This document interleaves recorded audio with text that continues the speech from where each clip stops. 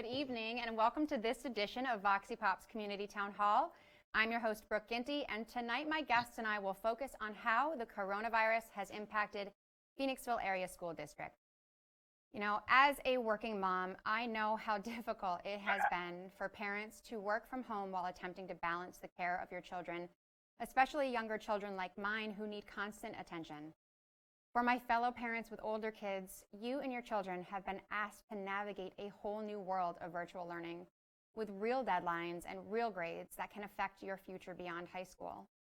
And it has been an incredibly difficult time for our high school seniors who are about to graduate and move on to the next phase of their lives, be it college, tech school, or a new job. For everyone and every child in this district, the emotional and psychological strain of missing friends, your teachers, faculty, coaches, it has been immeasurable, and we all feel it. Locally in Phoenixville, we are lucky to have an incredible district staff, administrators, and school board members who continue to monitor information from a multitude of sources as they make contingency plans for the near and distant future. And tonight, I will be joined by those making those decisions on the front line. Tonight, we're also going to introduce a new segment called Feel Good Phoenixville. Joining me for our first edition of Feel Good Phoenixville is high school principal Dr. Craig Parkinson, who will share some exciting plans for the class of 2020. So be sure to stick around to the end, and as always, this is a live community town hall.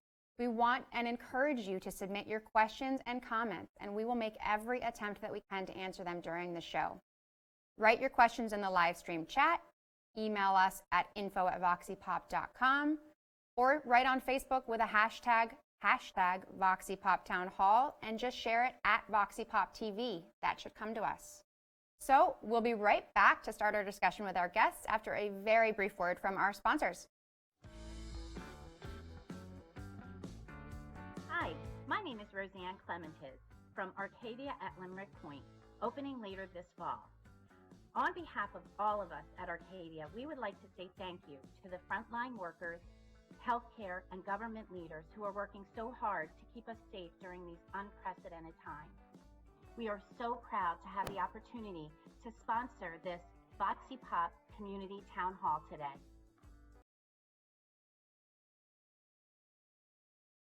Superintendent Dr. Alan Fegley, School Board President Blake Emmanuel, and our very own Dr. Brian Broker from ENT and Allergy Specialist and Phoenixville Hospital. Welcome, everyone, and thank you so much for joining me this evening. Thank you. Thank you for having us. Dr. Broker. Here we go.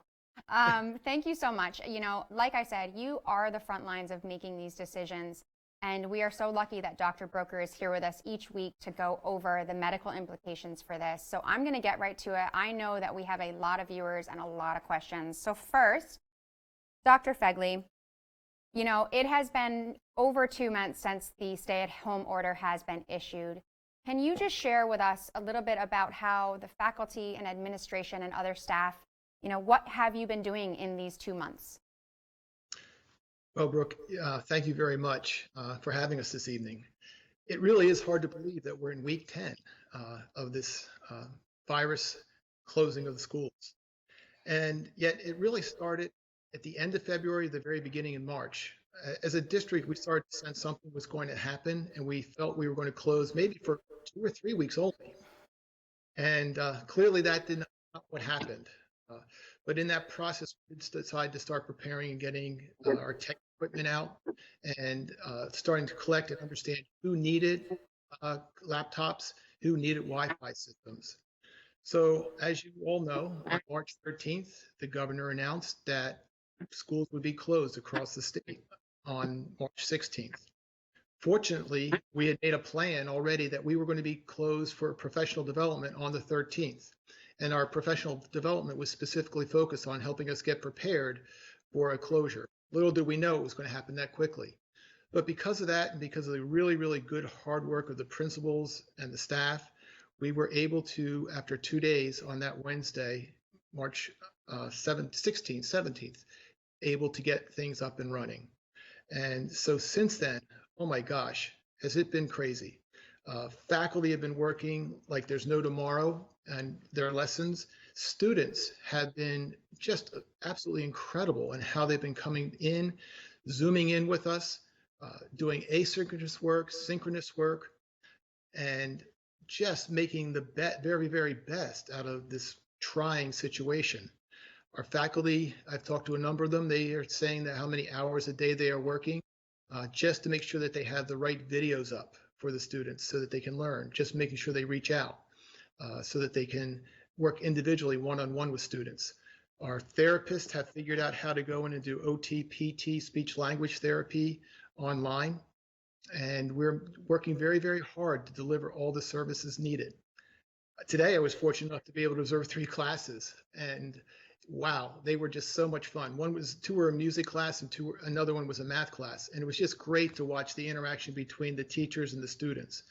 I do believe we are fortunate that we were in the building first because it helped build the relationships that the teachers have with the students, and you could really see that coming through in the videos. But the teachers and the students have done an amazing job at reworking education and how we move forward in this new world from kindergarten all the way up through K-12. We truly miss the kids dearly. We all wish that we were back in the buildings, but this is the way we're going to be for the rest of the year. Yeah, I think we all thought maybe this was 2 to 3 weeks, and you can tell because it's been in chunks of that kind of time frames that we've been extending this along. But I want to hats off because we are all improvising as individuals, as parents, as business owners, and then you have to take every single thing that you do at the school, not just providing education, but providing food, providing OT, and figure out in 2 days how to do it online and how to do it virtual. So yeah. That's incredible. And I want to swing over to Blake because I know, the school district and the faculty and the administrators and the staff, they handle a lot of that kind of work, but the school board and its members handle a totally different task. And I first want to say thank you to every school board member because this came out very quickly after a lot of new members had come along. So thank you to the school board members and thanks for everything that they have been doing. Blake, what have you been doing for the last 2 months? Yeah, so it's regardless of whether or not you're a new member, I think that it is something to be said for what we're going through right now. Nobody could have seen this coming, for sure. In terms of what the school board's doing, initially, of course, it was how do we support administration in that shift to the online learning? How do we make sure that our staff and our teachers have the supports and services they need? How do we make sure that we are feeding children, we are providing technology to those that need it, that don't necessarily have access to it, since this was the only way that they were going to continue to learn. And then currently, in addition to that, we are also working on our annual budget, which is due by June 30th. So we are working very significant challenges because due to what we're dealing with, there are a lot of unknowns. We are still working through what instruction could look like next year. We have revenue concerns. There's a lot of things that as a board we're working through to make sure we balance the needs of the students with the needs of the community and make sure that everyone is supported to the best of our ability. Yeah, budget season in the context of what we're going through budgets never sound fun, but never. In this context, with so many unknown variables that you've never had to actually address before is absolutely crazy. And so let me swing to what I know a lot of parents, me included, are really wanting to kind of figure out. We've heard snippets of we're going to come back, we're going to go virtual. We don't know. So let me pose this question, the big important question to Dr. Fegley. You can adjust the screen because we're coming to you, Dr. Fegley. Oh, sorry about that. You ready? So what does next school year look like for us to the best of your ability, and describe kind of the thought process that we're working through right now at the school on making that decision? Sure. So thank you, because first and foremost, I want everyone to know we would prefer and want to be in the buildings. We want to be teaching in the buildings, but there is a lot we have to look at.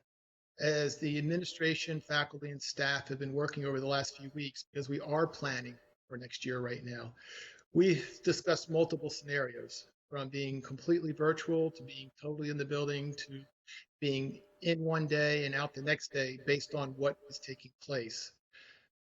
As we're looking at all these scenarios, we've tried to come up with the action steps that will keep us open no matter what happens, and we'll go into that in a little bit. But for the fall, we want to be in the buildings again, but there's a number of pieces that we still need to learn about and that we're not in control.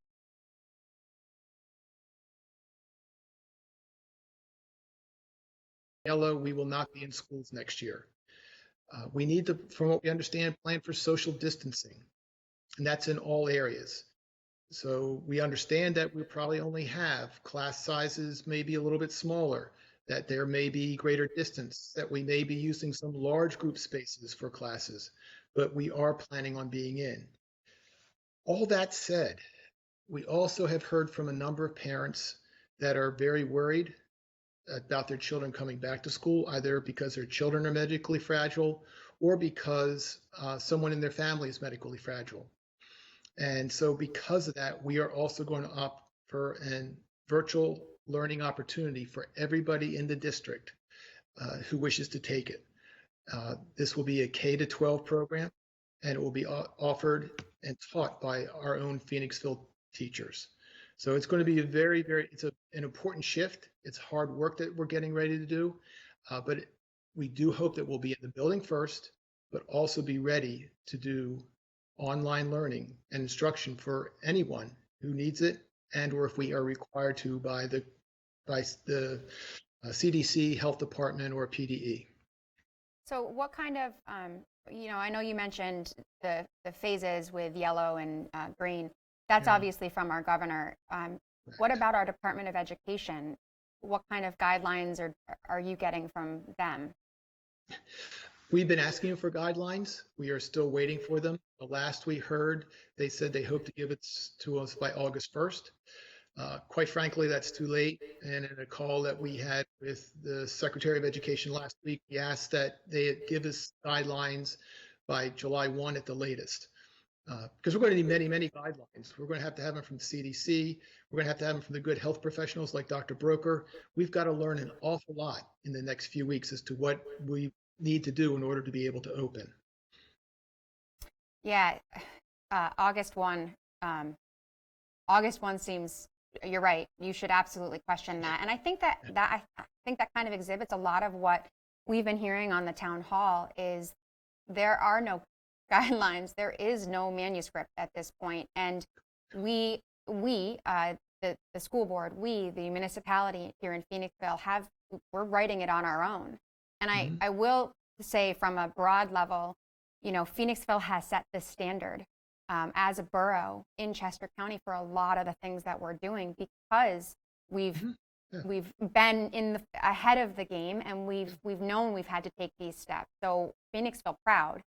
Now, you mentioned Dr. Broker, so let's have a conversation with Dr. Broker. From a medical perspective, talk about and what kind of, what are your important factors on how we can do that and if we should do that? Sure. Well, just to talk briefly, the CDC put out some very basic guidelines on their website, and this is why I think the school district has to make a lot of decisions on their own.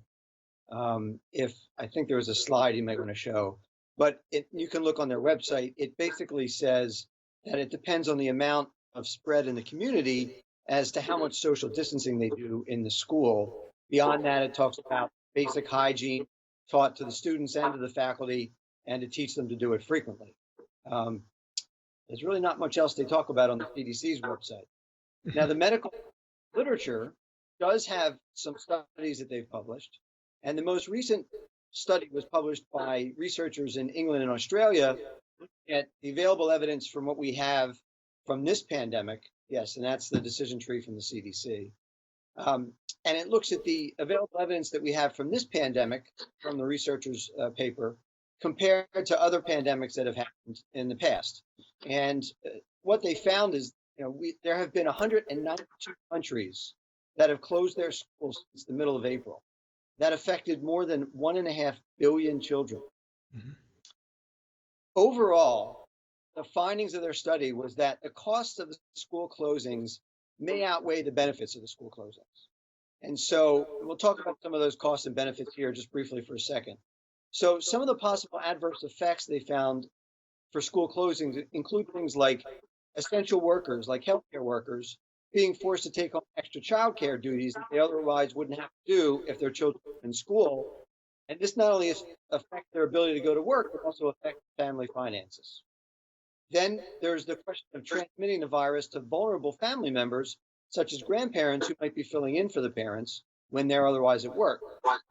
And then there's threats to the welfare of vulnerable students, such as those who might rely on schools for meals.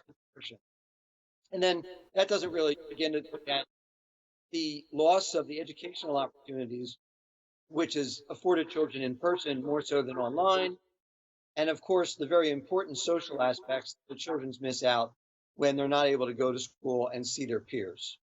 Now, some of the other things they found is that unlike the flu, where the virus transmits more easily between children than adults, the COVID-19 virus so far seems to transmit less between children than adults. So while school closures have demonstrated a significant decrease in virus transmissions during the flu episodes and flu pandemics, so far the evidence does not seem to show as large an effect for the COVID-19 virus. There's been data from the SARS outbreaks, which is a cousin of the COVID-19 virus, that happened in China, Hong Kong, and Singapore years ago. And this showed that school closures did not significantly contribute to controlling the epidemic at that time. However, some modeling studies, meaning where they have looked at virus transmission and projected what might happen, found that school closures could, by themselves, separate from other distancing measures, prevent between 2 to 4% of deaths in this country. So all taken, the data is mixed, some positive, some negative, but carefully weighing the pros and cons, the CDC and most states are so far coming down on the side of cautiously opening the schools, closely monitoring the situation, and then having the ability to switch to online learning quickly if any problems arise.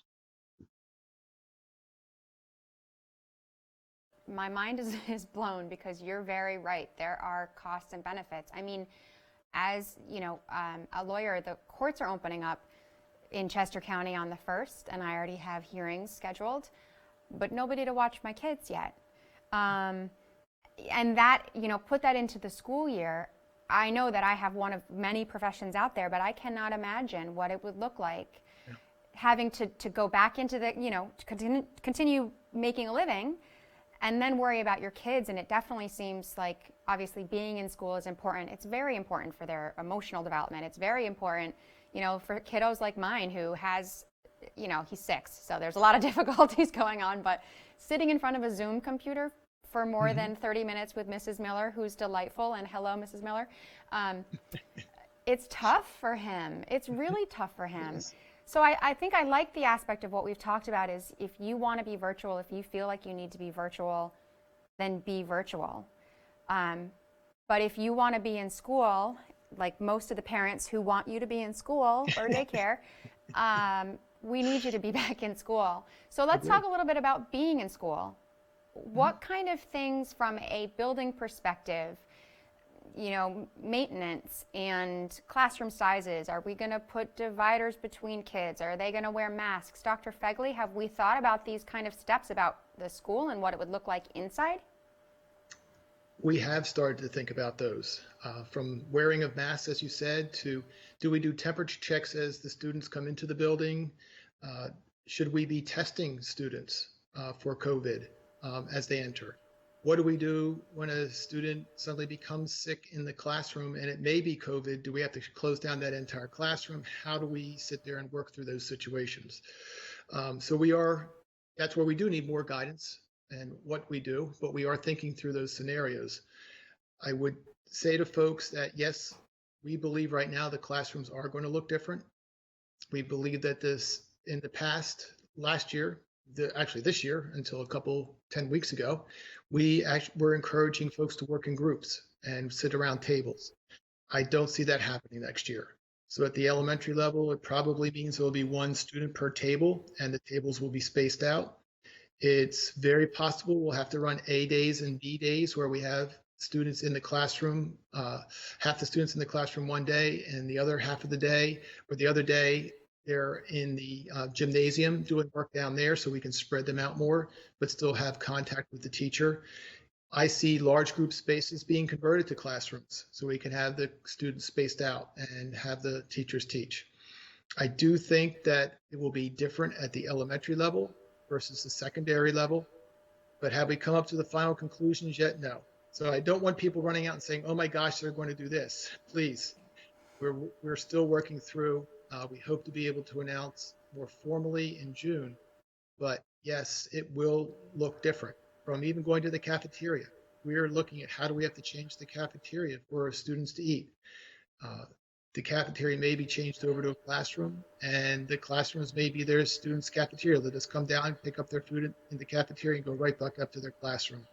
So all those areas are being looked at. And I haven't done the challenging one, which is busing. Let me further support you and be clear to our viewers that, you know, part of Community Town Hall is that we have this ongoing conversation about where we are within our community.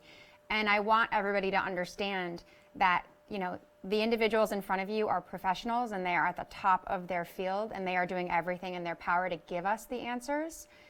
And sometimes they face barriers of not very good guidelines from CDC, no response from the Department of Education yet as far as what they should be doing. So I know that they're professionals and I know they're the people we look to, but they're also humans with a super difficult job right now.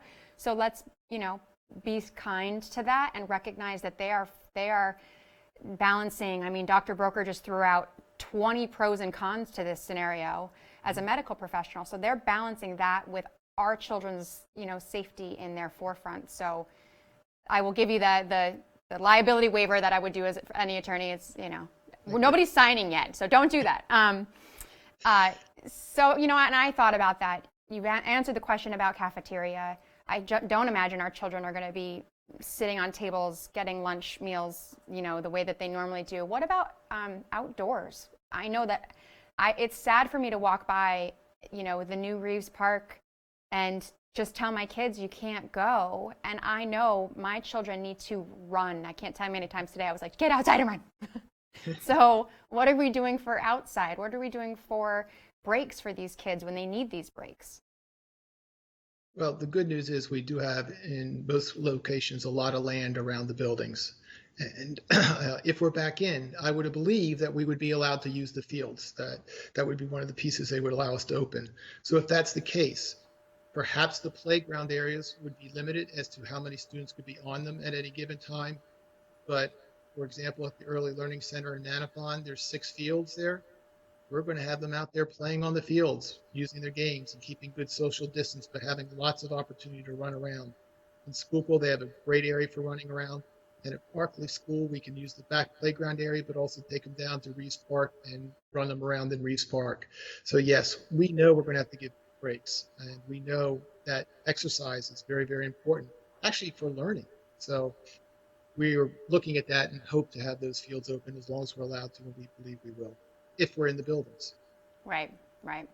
So one of the things that you touched on earlier, and I'd like to move over to Blake for a quick second, is that for many children within our district, school is some of the only meals that they can get, and it's extremely important. And I think it's an underappreciated role of the school and the school board. So Blake, tell me a little bit about food distribution, the importance of it, and what steps our district has taken since March 13 when we knew that we were shutting the doors for a bit.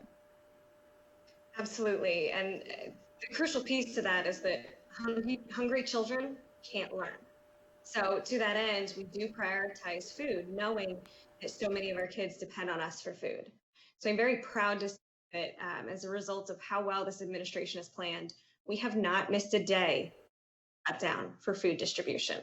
So on the 16th, we had food distribution locations in the borough so students could get. How that's looked has changed over the last. And currently what we are doing is distributing on Mondays, Wednesdays, and Fridays at our 5 locations around the district, 3 in the borough and 1 in East Pikeland, 1 in Schuylkill, from 10:30 to noon. At that time, any community member can come, We ask folks if they have children and how many. So we provide breakfast and lunch for however many children. We also provide meals. We were lucky enough to get food from FEMA. So if we have adults without children, they can come to these locations at those times and get food as well. On Fridays, we provide what we call a weekend bag. It's a bag of non-perishables topped off with some produce to help families get through the weekend, because the end goal is making sure that our families are safe and have the necessary tools during this extremely challenging time.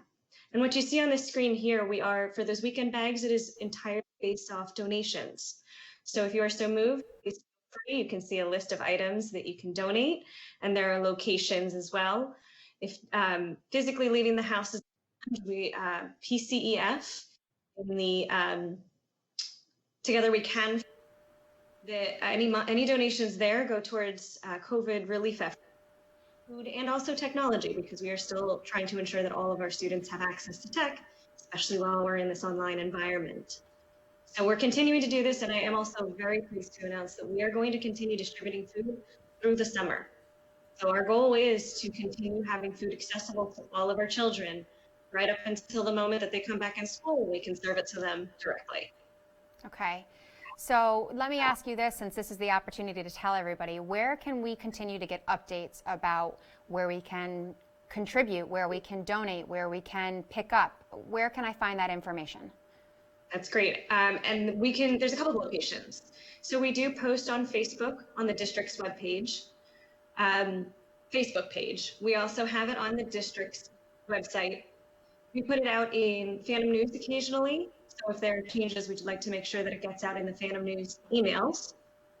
And the main easiest place is certainly Facebook. And along those lines with updates, one of the things that I wanted to mention when Dr. Fegley was talking about those potential changes in how school will look, would highly encourage anybody who's interested, all of our parents, our June 2nd curriculum meeting. As a board, we are going to be discussing with administration what some of those options look like.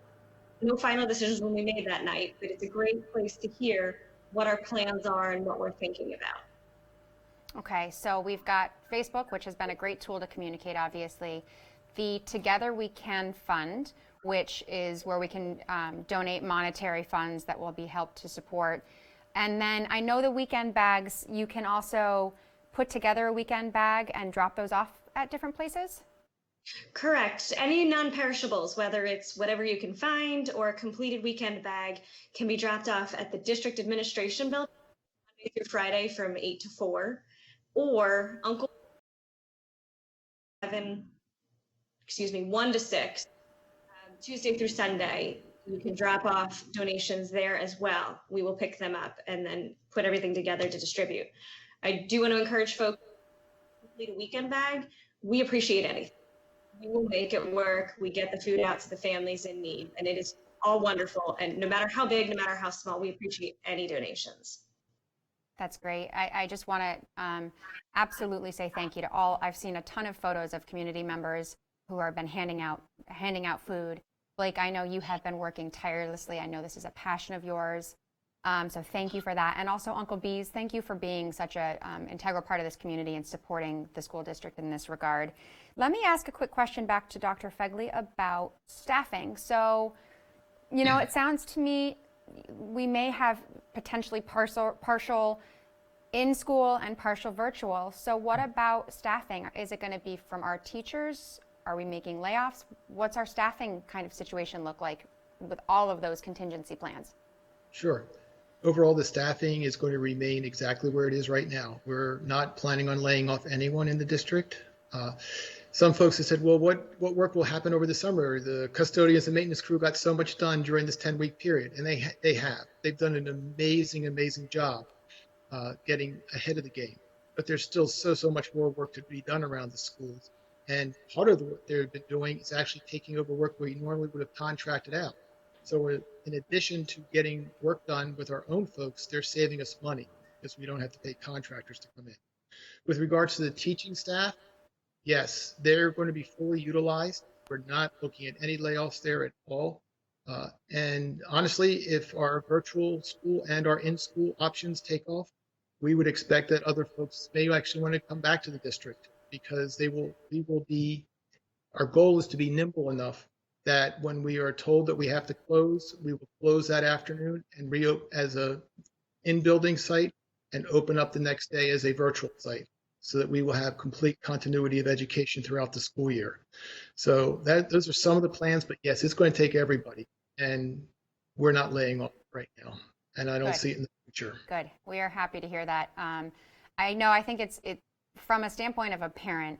I was commenting to a friend, I came from daycare world where you walked in every day, you talked to your student, you talked to your teacher, you were involved, and now in this kind of world, because of the safety of our kids, I have been lucky to meet Mrs. Miller on 2 occasions, but now with virtual school, I get to meet Mrs. Miller 3 times a week and see her and say hi. And I think it's also great because I've met the other teachers, Mrs. Fike, Ms. Durbin, because all of the teachers have been working together in true Phoenixville style to get all of the necessary tools for our kiddos to learn. So in one way, it's a totally different learning, but it's almost a little bit more personable because we get to have safer connection with them on a weekly basis, if that makes any sense.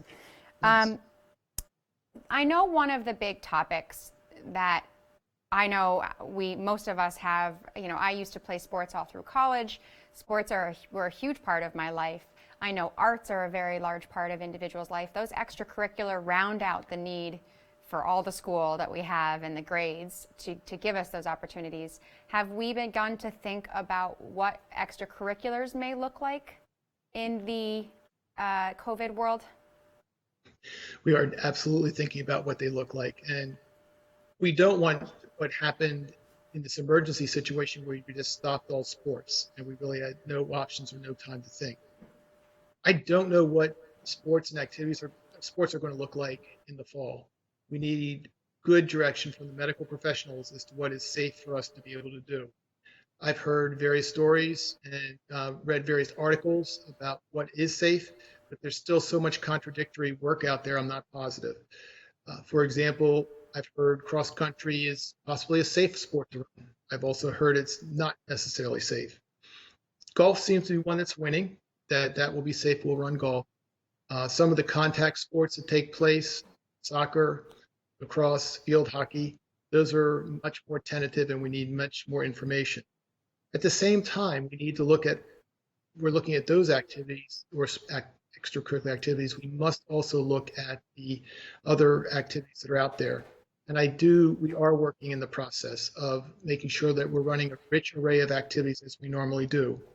Typically at the middle school, we offer 50 activities for students to participate in, and at the high school, it's over 100. And we want to keep that rich mixture going forward. They probably will look different next year, but that said, they have to keep going from band, orchestra, choir, although those are some of the ones we're looking at hard as to how can we do them safely. Chess club, Model UN, some of those other clubs along that line, those are easier to figure out how safely.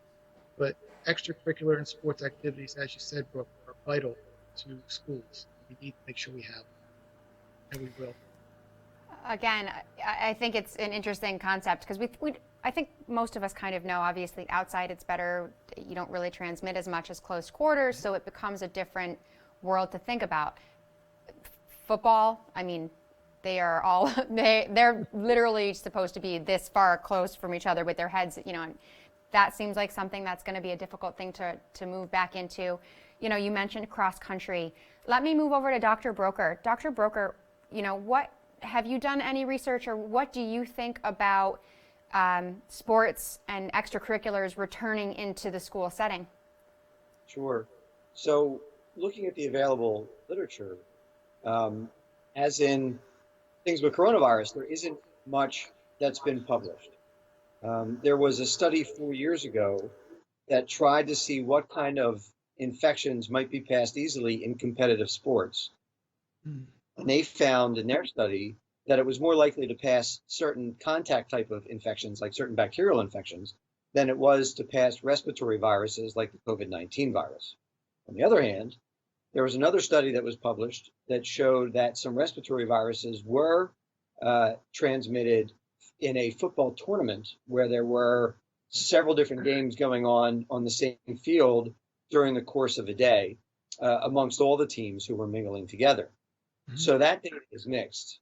The most recent study that we have is actually from researchers in the Netherlands who were experts in aerodynamics and not medical researchers.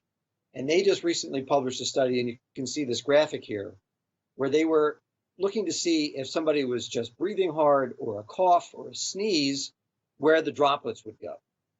And so what they found is that the 6 feet that we talk about of social distancing isn't really enough when you're moving for several reasons. One is just because where you were just a second ago isn't where you are now, and a person behind you is going to step into that zone. So if somebody is walking, in order to avoid those droplets coming back on the person behind the first one, you have to be 15 feet back to avoid those droplets so that they can drop to the ground safely out of the way. If you're running or jogging, you have to be 33 feet back. And if you're riding a bicycle at a brisk pace, about 18 miles an hour, which for most people trying to get it for exercise, that's about where they'll ride, you have to be 65 feet back. That's pretty far. But one other encouraging thing they found, and you can see from the pictures here, is that there is a air stream that develops behind the person who's running, and they call that a slipstream. Same with a bicyclist. And that slipstream seems to concentrate the droplets into a smaller zone, so that if you're going to do a sport like track, if you run in a staggered fashion, as in the bottom graphic there, you can see you can avoid that slipstream and then maybe be a little bit safer so you don't have to be 33 feet back when you're running. So this hasn't been validated yet by medical professionals who are trying to decide whether or not you might transmit a virus that way. So far, it's just from the aerodynamic specialists. So we're hoping to see more research. I'm pretty sure for the summer we're going to see that, because this is a big field of interest right now. I mean, we wear helmets for safety. We are obviously going to be wearing some form of masks for a lot of. For band, I have a good friend who participated, was a violinist and had this great after-school program, and they're now doing violin lessons out on the front steps of their house. We're all going to have to rethink, and we're all going to have some fancy, fashionable masks with, Phantom Pride. I can see it now that look, it's going to be a whole new world. I do want to say to our listeners, please send your comments now. You can direct it to any one of these panelists. They can answer those questions for you. I know we've had a lot of questions that have come. I know as parents I have a ton of questions, so now is the time. We've got them live. They can't go anywhere. I mean, they can, but it would be weird. So make sure that you submit those questions into the comments, and we would be happy to have those answered. So let me start with one of those questions. And actually, I'll go back to Dr. Broker, because I think this has a lot to do with what you do. So from a germ control perspective, what needs to be re-engineered in schools? Door handles, water fountains, proper working sinks. What are your thoughts on potentially re-engineering what we have in school? Sure. So what they found so far is that the virus can survive on hard surfaces for as long as 3 days. If it's on things like paper, it tends to go away in just a few hours. So on those hard surfaces, we just need to have frequent cleaning. And I know from earlier conversations with Dr. Fegley, that's something that they plan to be doing. So it's just a question of part of the social distancing. We have to also look at what students are sharing in the classroom. Mm-hmm. Okay. Again, obviously we'll be learning as we go here. Let me take a question from Donner L. Children, especially younger children, are typically required to receive vaccinations in order to attend school. And some schools even require a certificate of immunization before enrolling their child. So why would we send our children back to school without a vaccine for COVID? Dr. Broker? Well, okay. So what the reason is because the vaccine is very far off. The unfortunate reality of vaccines is that the average length of time to take a vaccine, 10 years. That's a scary time considering what we have to deal with back home. There's been a lot of talk about getting vaccines in get a vaccine in 18 months, everything has to go right. And the problem with any medical research is that nothing ever goes right the first time. The researchers have to, using their best judgment, get very lucky with vaccine or the DNA that they choose to target, RNA in this case, in the virus to make the vaccine again. And if they have to, then all of the trials have to go just right. It has to be safe. It has to be effective in making the right kind of antibodies, which will neutralize the virus, because not all antibodies will actually neutralize the virus. And then they have to be able to figure out the right dose, and then they have to be able to produce it. Getting all of that done in 18 months is quite a feat, and hopefully they can. It may be more realistic to be thinking about 3 years instead of 18 months. Okay. All right. So the answer is because we have to get them back and we don't have the time to get the vaccine. Okay. What about testing? We kind of talked briefly about it. What do you think the benefit of testing our kids on a daily basis would be? Can we? Is that correct? Yeah. Well, yeah. You're the test guy. Yeah. Could you answer that for me? Thank you. Yeah, well, in the ideal world, we would test people every day for the live virus. It's unfortunately not possible because of logistics and because of cost. We've actually been talking quite a bit about how we might be able to increase testing. It takes, again, an organized effort to be able to increase the amount of testing available and to get the companies together to work on the best test.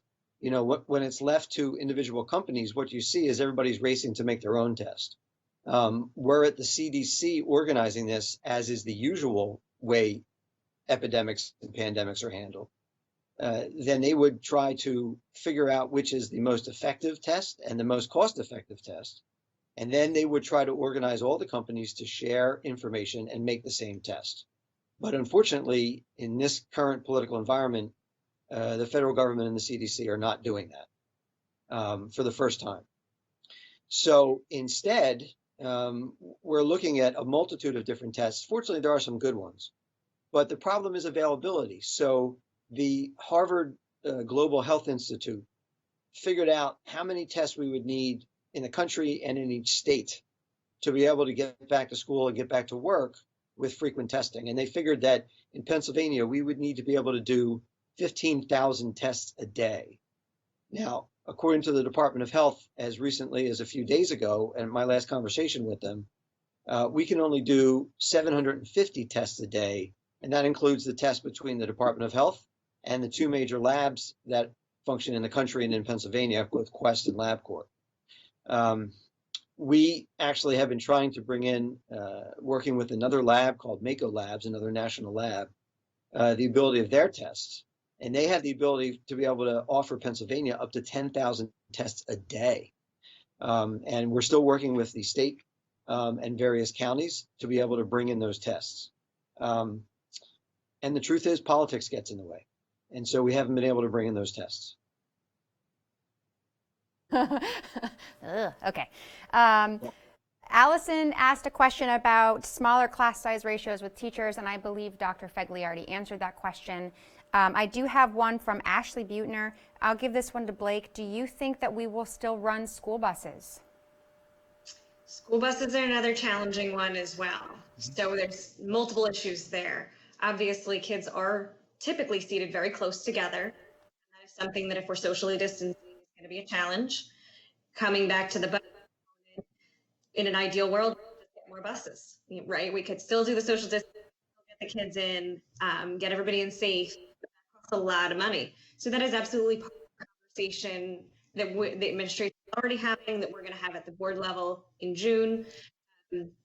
There's no easy answer for that one. Okay. It's a process. All right. I have a question from Clarence, and this is for either Dr. Fegley or Blake. Will there be any efforts to readjust our children to the classroom environment when they're eventually able to return? Absolutely. There will be. There needs to be. And we need to figure out exactly how best to do that.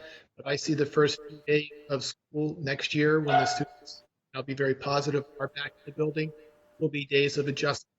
And in some ways, it will be like students being back in kindergarten, first grade, getting to know what you need to know in order to be successful in school. So yes, there will be a period for adjustment. Okay. I mean, I imagine. I'd like to add to that really Sure. quickly as well. There's a component that we're expecting, and I know many daycares are going to deal with this as well, but anxiety from students who've been home with parents full time, 24 hours a day, 7 days a week. So we are very fortunate. We have wonderful mental health support staff. We are absolutely aware of preparing for students needing the additional supports to transition. The other I would like to mention, of course, is our students with special needs. We know that there are going to be additional needs. Some of our students struggle with transitions. We're back from square one in so many ways. So we are going to absolutely have folks ready and prepared to support and help our students. I know as a parent, I appreciate that. I mean, having my son Max go into kindergarten, actually for me it was better because my kid thrives on structure, and he is a mess at home with no structure. So I'm ready. He's ready to get back into the structured elements. But I know that there are kids that have a high anxiety of leaving their families, and it's like, you know, you might have had that in kindergarten when you had to kind of transition them, but now you might see that across the grades because it's a total switch and a change. Question from Chuck. Most schools are filled to capacity. If you stagger classes on A/B days, how are you going to deal with chronic staff shortages either due to illness or their own children's school being closed? That's one of our challenges that we're looking into, and to be very frank and honest. And that's why us as superintendents, we're working across the county and across counties to sit there and make sure that we have plans that we're all going back and we all are providing good quality services so that all can get back into the building. That said, on A and B days, we do see elementary being different than middle school and high school. And I believe one of the pieces we're going to be looking at is no matter what, we'll offer an in-school option for those who wish an in-school option for elementary students, both an A and B day. Okay, so staggering days, your teachers are still going to stay the same and teach the same content.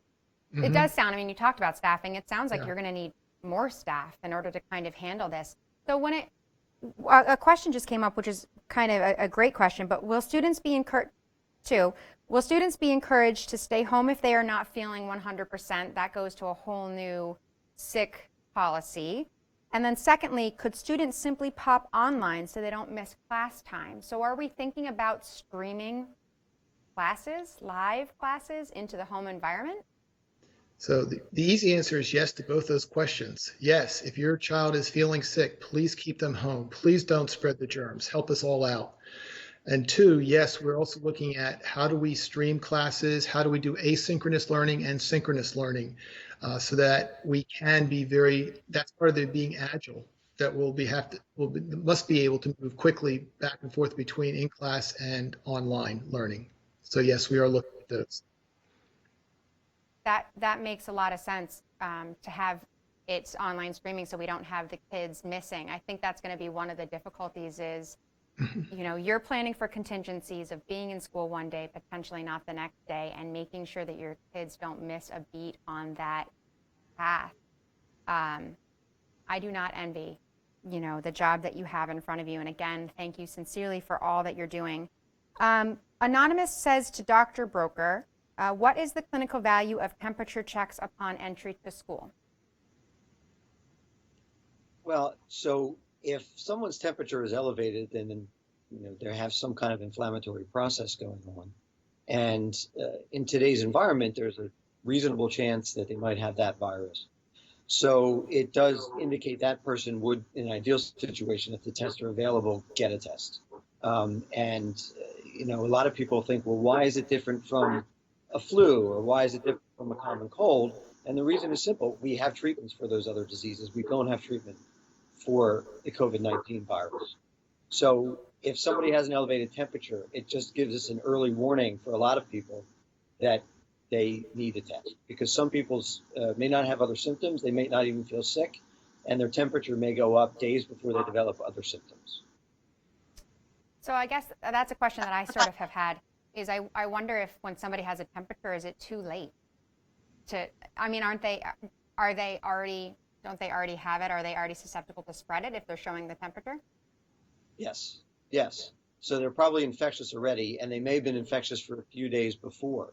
So in any scenario where we get back to going to work or going to school, there has to be a program in place of testing, tracing contact of the people who were found to be sick, and then isolating those contacts at home for 2 weeks to determine if they develop the symptoms themselves. And that is the only way a society can get back to work, when you have a new respiratory virus for which there's no other treatment. Yeah, that makes sense. And here we are back to contact tracing. And although by the time they have a temperature, they may be sick, catching the temperature means that you can pull them and not expose them to further people and to cut down. I know you talked about the R ratio. See, I do listen to you, Dr. Broker, about how many people they transmit it to. No, I got it. Thank you. Thank you. Okay. Dr. Fegley, question for you. Has a task force been formed, and if so, can parents join? So we have not formed a task force that includes parents yet. We are still in the process of working through the procedures with faculty, staff, and administration and the board. I expect that after we get through the June 2nd meeting, we will probably start forming a task force so we get other perspectives from the community. But please know, the teachers that are on the committee are also parents. So I'm hearing a lot of voices. As you've already said, Brooke, oh my gosh, I'm co-teaching my child at home, I'm teaching in the classroom, and my husband is also doing this, my wife is doing that. So we are hearing that, but at the same time, we will get some more community voices on the committees as we go into June. Yes, I can confirm, Dr. Fegley, I am a crap teacher. I think I'm a pretty good lawyer, but I am not a very good teacher.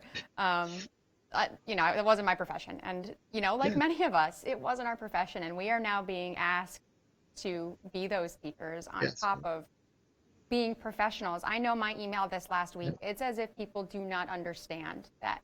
I don't know whether I need to put a subtext of, if this is a Wednesday and a Friday, or if this is between the hours of 9 and 5, there is a 4 and 6-year-old who will run in and jump on the phone and ask you for snacks. I mean, it's comical is the only way I can describe it sometimes, otherwise I'd be on the floor in a ball sobbing. Let me ask a few more questions. I know we're running on time, but I had a couple others come up that I think are important for Dr. Broker. A combination from Aaron and Stephen. Should students be wearing masks all day? And then the second question is, if they are wearing masks, why is social distancing beyond 6 feet necessary? And doesn't the mask allow for that close proximity?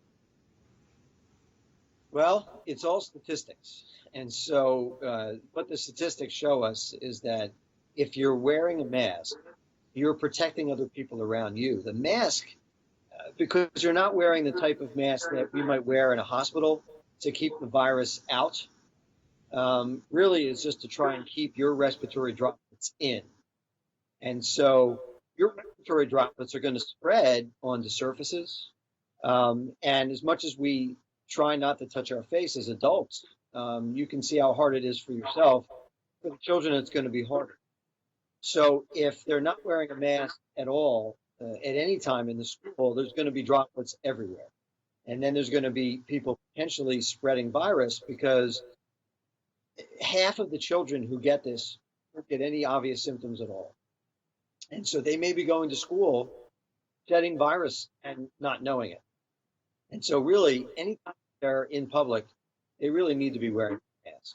Now, that's at least indoors. There is some thinking that if the kids are outside and staying at least 10 feet apart, and the wind is going to carry the droplets away and it's going to dissipate and mix in the grass, it might be okay not wearing a mask. But inside, they probably need to be wearing a mask the entire time, except when they're eating.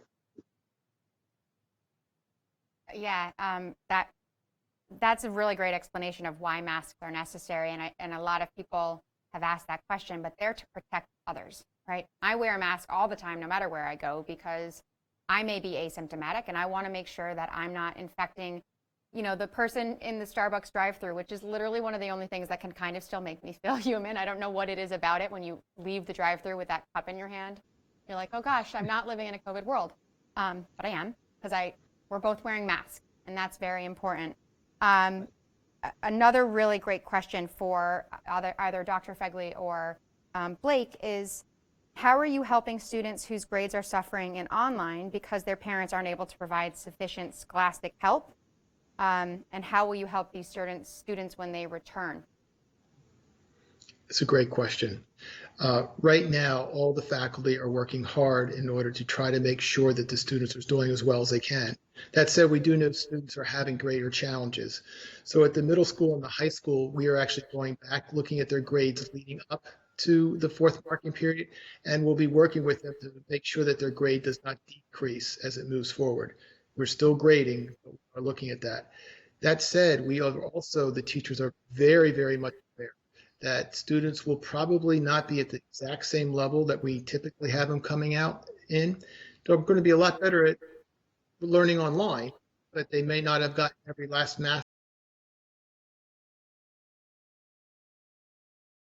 but may do a little bit deeper and longer just to make sure that they have all the skills in place that we want to have in place. Our faculty has done a very good job of picking out the essential skills, but there are other skills that we're going to keep working on and we'll need to redo as we go on. Yeah, I know right now, at least in this very important grade of kindergarten, that Mrs. Miller has a help desk every day. I can imagine moving forward, you're going to need to obviously have those help desks, which are going to put burden on our teachers to extend their days a little bit longer. So in advance and now, thank you to every teacher out there for, again, learning this whole new world and helping our students along the way, and for all the things that you're going to be doing moving forward. I know that it has been emotional for everybody. I know that both myself and I believe Mrs. Miller have shared some tears because it's sad. You know, it was really sad to see your kids online. And I think, you know, when she first got up and running, she was just overjoyed to see her kids, because that's why teachers do what they do. You love your kids. You love those moments of, oh my gosh, they got it. They got it, and this is great. And now we're all learning that different system. I want to thank all of our guests tonight, all of our comments. I do want to give you each one last opportunity to give the most important tidbit that you want our viewers to take away. Let me start with Blake's like, don't start with me, don't start with me. Let me start with Dr. Broker. Dr. Broker, what is your one tidbit that we can take away from tonight? I think from the medical evidence that's available, I think the school board is doing everything right. And I think that they're, you know, trying to create a range of options to prepare for all the contingencies. But they're doing everything they can to get our kids back into school. Most of the medical evidence is showing that kids are not the super spreaders we were worried they might be at the beginning of this. And so it's probably going to be safe to get them back, with the proviso that we're careful, that we monitor the situation, and we're ready to make changes as needed. Thank you very much, Dr. Broker. Again, I appreciate having you here. Let me move over to Blake. What is your one last important thing for the evening? I can't do it. It's got to be two. Okay, my two very quick items are, first, I would absolutely encourage everyone, if you have any questions, comments, or concerns, to please share them with the school board. We have an email address. It's boardmembers@pasd.com. You send an email to that email address. All the board members get it, along with Dr. Fegley. Just highly encourage you to communicate. We absolutely do respond. My second very quick point is the food piece, as it is near and dear to my heart. If you or someone you know is struggling, please reach out. We have food available. We are trying to make resources available. We know this is a very challenging time, and we just want to encourage folks to reach out if they need help. Thank you, Blake. I appreciate all that you're doing. Dr. Fegley, you can take it home. Sounds good. Mine is thank you. Thank you to all the parents for becoming co-teachers. Thank you all for your very, very hard work with your children. It has been a pleasure and a challenge, but we have a real growth mindset in this town and love it.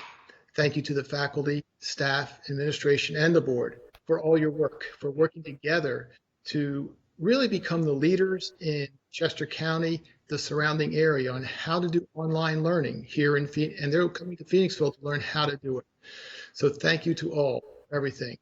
The theme of the district is together we can, together we will, together we are Phoenixville.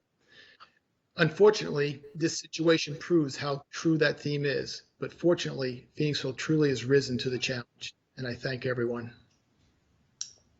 And as always, I've said this already a couple times, but again, thank you to you, Dr. Fegley. Thank you to you, Blake, and Dr. Broker. We couldn't do this without you helping us to better understand all the difficulties that we're facing the public, and also in this particular area of education. It's such an integral part of our community. You know, moving through these uncertain times, we are so thankful to have you, and I know you're off the screen now, but thank you for joining. I wish you to be safe and happy, and we really appreciate your expertise and all that you're doing and being so open to the changing times. And now it is time for Feel Good Phoenixville.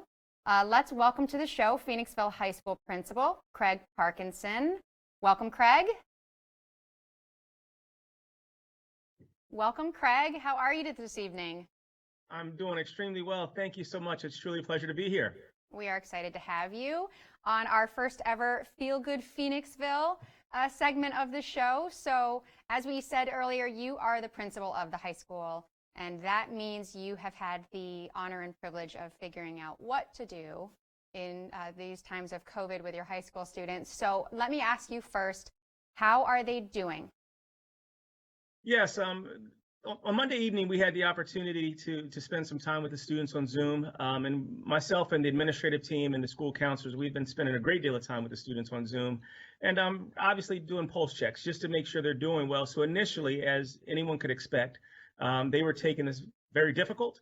All of the pastime privileges that all high school students usually receive, our students felt like this isn't going to happen. On March 13th, I can tell you they were all really down when we first were aware that this was going to be some time. But as I like to say, young people are resilient. They adapt pretty well to change, to difficult situations. And the Phoenixville area high school students are no different. Although this is not the desired outcome that they want, they're resilient and they're taking it in stride. And it is our goal to show them how much we love them and how much we care about them. So as we fill them with so much love and energy and joy, they seem to get better and better as each day passes.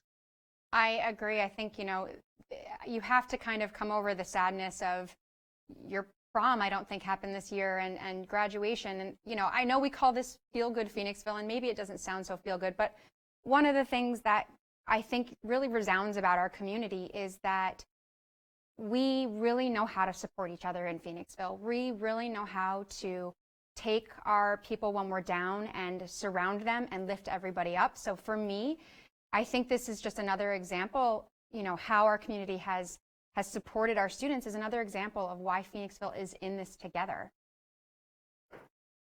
I couldn't agree with you more. I can tell you that once we were faced with these challenges, I mean, the number of community members who came out and offered suggestions, volunteered, asked what they could do to help us, to help our students. You know, individuals who didn't have students who attended the high school, you know, reached out to me and asked what they could do to help these students cope and deal with such a difficult situation.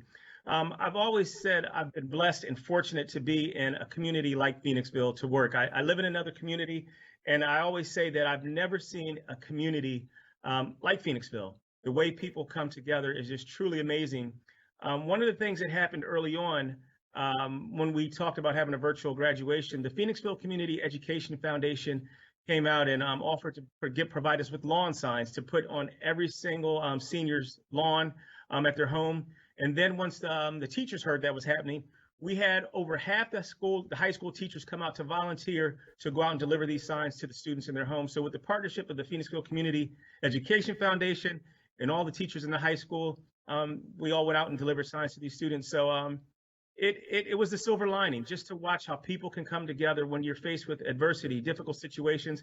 I've never seen anything like it, what Phoenixville does. So it's a beautiful place to be. Great community. I know. We're all very proud to be a part of this community, and we're very proud to have you as a part of this community, even though you don't live here, which one day you got to get to the best borough, in my opinion, no matter who you talk to. So I know you just shared some really wonderful news, and I wanted to give you the opportunity to do that again for those who might have missed it. So tell us the big news for the graduating class of 2020. All right, yeah, so the big news that we actually had the opportunity to share with our students on Monday evening is we're going to revise our commencement ceremony. With the government stay, we still have to practice social distancing, so we cannot have a full live commencement ceremony. So initially, we were going to have our students come in and pre-record their speeches, which they're going to still do, and we were going to just have a Zoom watch party for our students to watch the commencement ceremony together. But through the support of the borough, again, the community coming out and supporting us, they've given us permission to have have a parade, a commencement ceremony. It's going to be a parade that's going to go through the borough of Phoenixville. We're going to stop by some of the elementary schools along the parade route. So we'll start at Franklin Commons on June the 10th. At 1:30, the parade will begin. And then we're going to end up at Phoenixville Area High School at the conclusion of the parade. And the students receive their diplomas at Washington Field. So what they're going to do is we're going to have the parade route end right in front of Washington Field, and we're going to deliver our students their diplomas as they drive up to the field, which is so exciting. When we shared this news with the students on Monday, they were overjoyed. And we also made them aware that they're going to actually be able to walk across the field at Washington Field, across the stage at Washington Field. So we're going to set up the stage. We're going to have it decorated with the backdrop of the high school seal. So the students' names will be called as they walk across the stage, and they'll take a picture with their diploma casing. So all the things they thought they were going to miss out on, we're finding ways to provide this to them. And it was such a joy to share with them Monday evening. We actually met with the students first, and then we shared the news with their parents. And I can tell you, it's amazing how things can change in 10 weeks, because initially the parents were upset when we talked about how the commencement ceremony was going to take place. A lot of tears from parents when we first made this announcement. Last night, we were also filled with tears, but they were tears of joy. So it's just an exciting thing that we're able to do for our seniors. Yeah, I can tell you honestly, I'm not going to lie. I'm feeling emotion for this, because that moment when you do get to walk across that stage and have that diploma handed to you and look for it. And, I still remember I've got a picture from graduating law school where I don't think I've ever had a bigger smile because of the accomplishment of 4 years of just your life. And as a parent, I can't imagine not having the opportunity to have that picture. So I think that this is amazing. I think this is right in the straight away for Feel Good Phoenixville, and that's exciting news, and thank you for all you did to bring that to the community, and I cannot wait. I know there will be a ton of pictures on Facebook, and I cannot wait to participate in that. Final thoughts for our class of 2020? Yes, I always let the students know, we always share how much we love, respect, and care about them. I want them to know that this was a collaborative effort of the Phoenixville community, all of the teachers in the high school, the entire Phoenixville area school district who is bringing this opportunity to you. So stay safe, stay healthy, and stay Phantom strong. And please know we love you, and I can't wait to see you when we're together again. Thank you so much for joining us, and congratulations, class of 2020. Everyone in this community is proud of you. So we are incredibly proud of you, and I hope that you all enjoyed our first Feel Good Phoenixville. We hope to bring that to you every week, because through these times of all of it, everything that we're dealing with right now, we need to feel good. And Phoenixville's been doing some incredible things to highlight all the best of our community. So keep following up each week, Wednesday at 7, because we are going to have a new Feel Good Phoenixville segment every week. If you have ideas, feel free to email us as well, and we'd love to take those ideas. So that is it for tonight's edition of VOXIPOP Community Town Hall. I'll be back next Wednesday, live at 7 p.m. with guests from Tower Health and Phoenixville Hospital. They will be discussing how they are treating local cases of coronavirus and the challenges they are planning for as we move through summer and into the flu season next fall. Thank you again for joining the discussion. Please stay safe. I understand as parents, this is a huge thing for us to deal with. So when in doubt, remember that we are all doing the absolute best, and be kind to ourselves and be kind to our community. We all love Phoenixville. I'm Brooke Ginty, your host. I hope you have a nice evening. Bye-bye.